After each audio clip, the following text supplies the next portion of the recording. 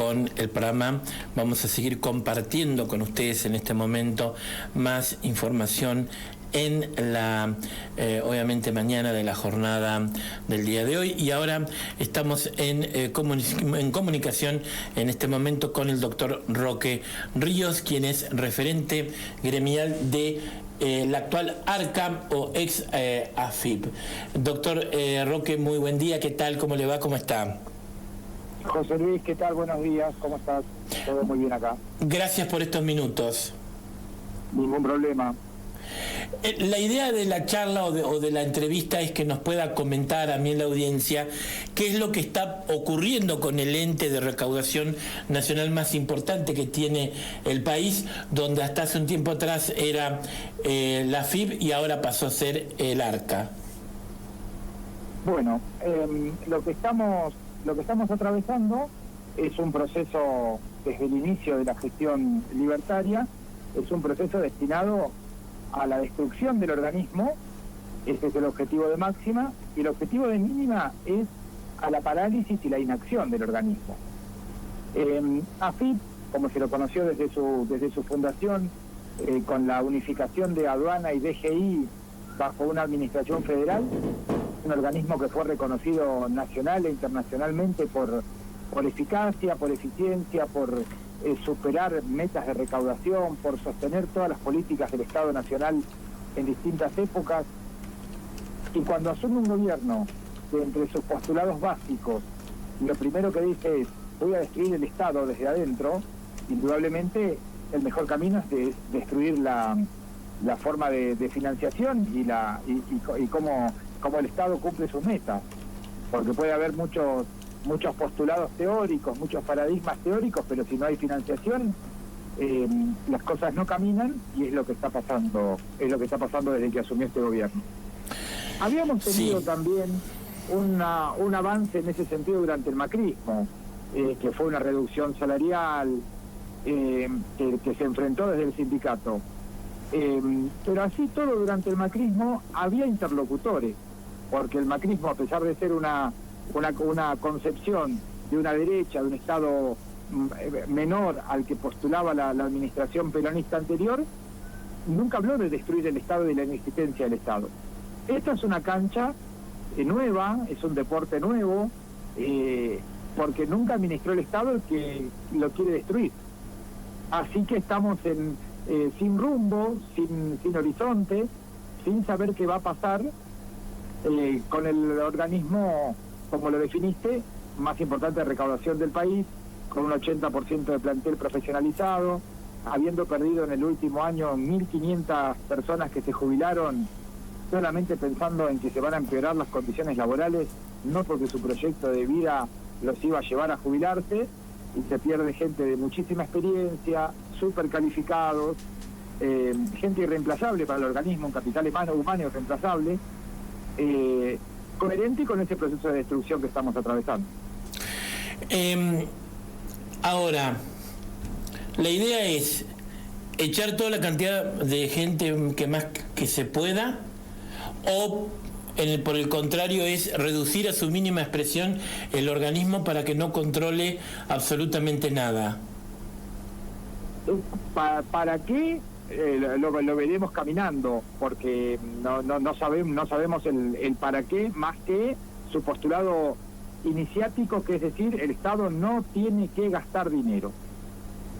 Con ese postulado, que parece positivo, después vamos viendo los resultados, porque el Estado no tiene que gastar dinero cuando no paga el 100% de los remedios a los jubilados de PAMI.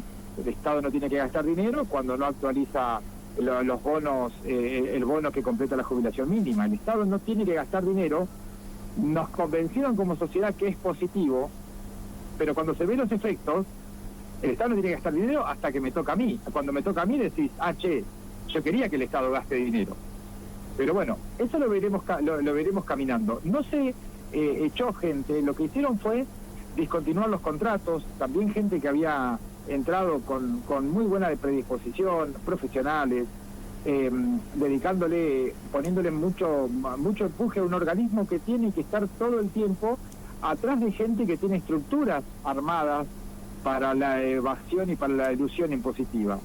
O sea, la discusión con los grandes conglomerados económicos del país no se la puede dar con improvisados, porque para eso ni te sientes.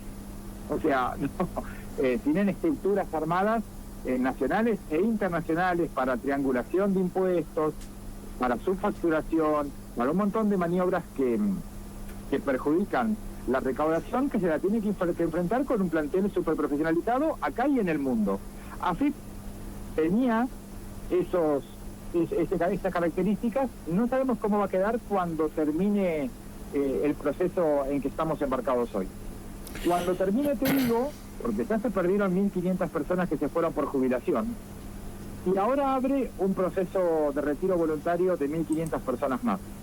Gente que no llega a la edad jubilatoria, pero también de mucha experiencia, que la mayoría, que no sabemos, la mayoría no sabemos qué repercusión va a tener, qué aceptación va a tener en la gente, pero sabiendo que somos atacados a diario, sin haber tenido paritarias durante todo el año, con una reducción del poder adquisitivo real salarial bestial, es muy probable que haya gente que decida tomar esto, y cada persona que se va retirando del organismo es inacción y pérdida de capital humano del organismo, como te decía en el párrafo anterior.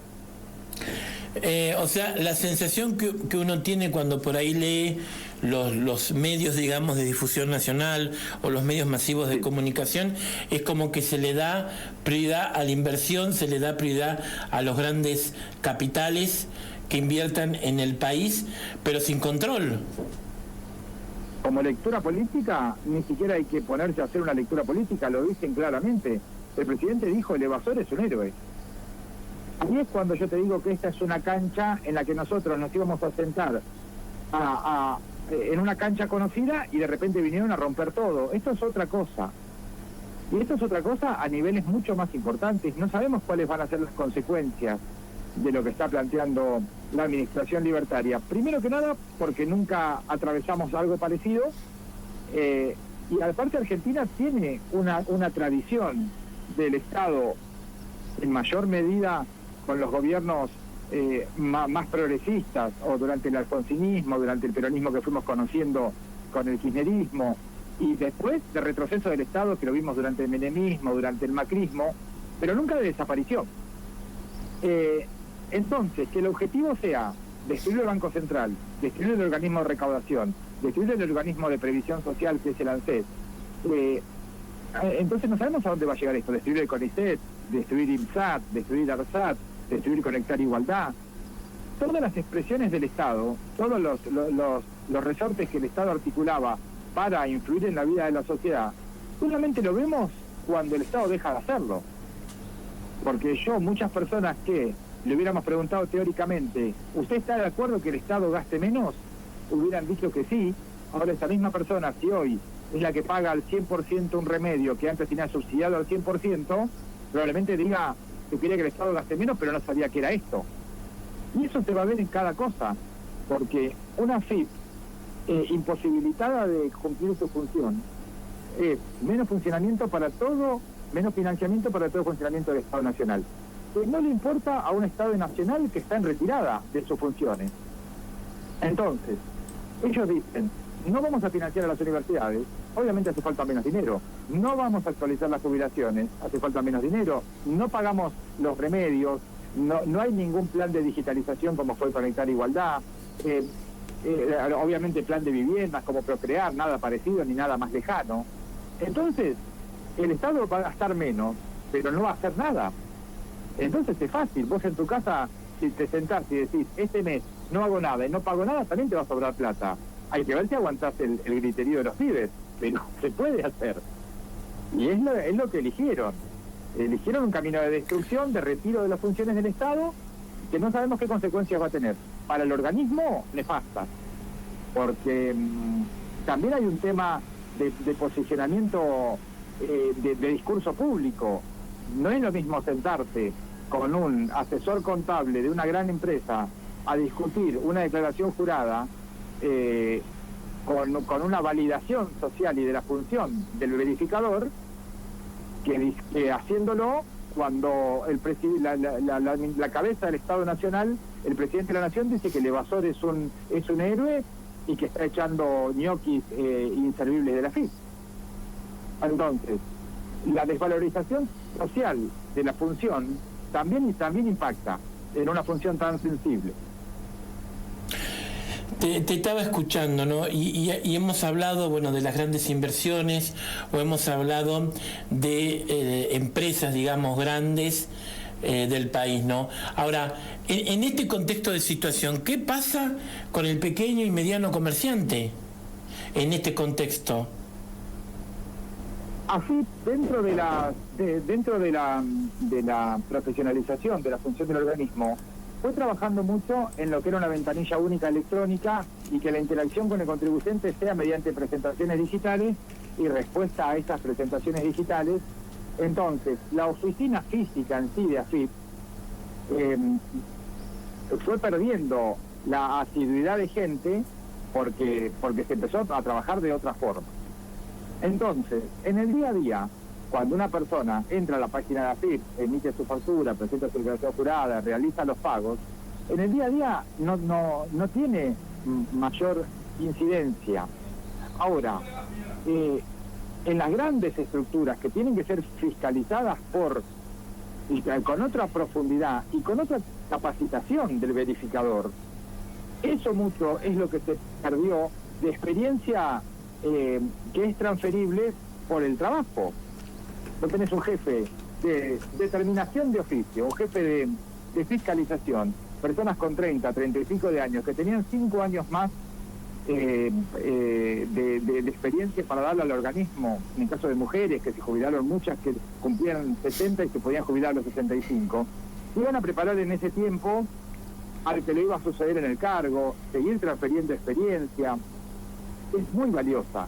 Todo eso se perdió un día para el otro, gente que se tuvo que ir, que le cambia el proyecto de vida, le cambia el proyecto familiar, le cambia 1000 cosas, por una decisión irreflexiva, solamente basada en la destrucción, solamente basada en poder sacar un tuit diciendo eliminamos a FIP, todas cosas bastante infantiles como logro, pero muy destructivas. Hoy el clima que se vive en las oficinas, el clima que se vive entre los compañeros es de mucho desasosiego, de mucha tristeza, además del prejuicio real, porque no hay que abundar en detalles para decir que una paritaria cero en un año de inflacionario como todos los que venimos teniendo y como fue el 2024 nos cambió las condiciones materiales de vida a todos.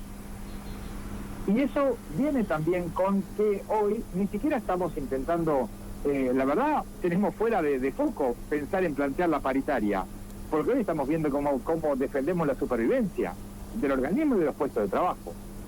Nos pusieron contra la pared, nos apuntaron como enemigo, porque es crucial para el objetivo de desarme del Estado. Y las grandes empresas, obviamente que al tener un interlocutor menos al que rendirle cuentas, su gestión, en caso que quieran dedicarse a maximizar los beneficios con alguna maniobra impositiva, se facilita, en perjuicio del Estado.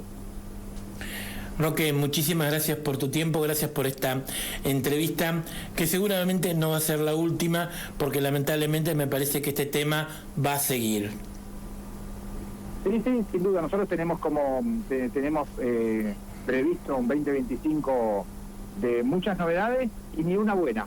Así que cuando quiera, José Luis, hablamos para comentar con la gente de Navarro como el Gracias, muchísimas gracias. Que tenga buen día. Gracias, chau. Muy bien, así pasaba entonces.